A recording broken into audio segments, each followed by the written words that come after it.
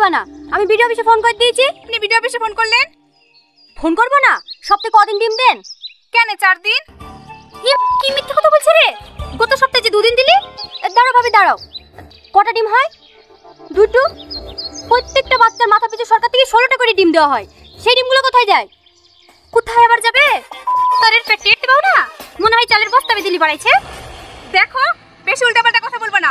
খিচুড়ি নিতে চাইলে নাও, না হলে ঘুরে বাড়ি চলে যাও। সরকার থেকে সেন্টার খুলে দিয়েছে পুষ্টিকর খাবার আর ভালো। আরে কি খিচুড়ি রান্না করেছেন? সবজি কোথায়? সরকার থেকে সবজি কেনার লেগে যে টাকাগুলো দেয় সেগুলো কি করেন? বিরিয়ানি করেন বাড়িতে?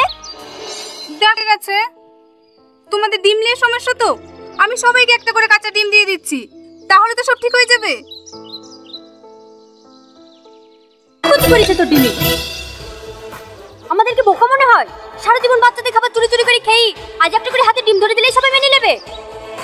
তোমাদেরও দোষ আছে। কি বলবো, আমরা অত শত বুঝি নাকি? কিছু বললেই ঝামেলা বাঁধিয়ে দেয়। সরকার থেকে মাসে চাল আসেনি, ডিম আসেনি। ম্যাডাম, ভিডিও থেকে স্যার আসলে প্রবলেম হতে পারে, আপনি এখান থেকে পালিয়ে যান। আমি মিস করি। এই যে এবার বুঝবে।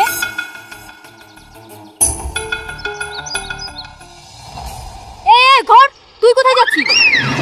কোথায় আছে? এদিকে ঘর।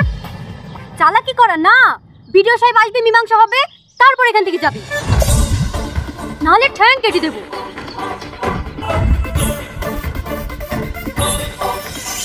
বাহ, আমি মেয়ে পেয়ে গেছি। এই মেয়ের সাথে আমার লাতের বিয়ে দেবো, পারলে এই মেয়েই পারবে।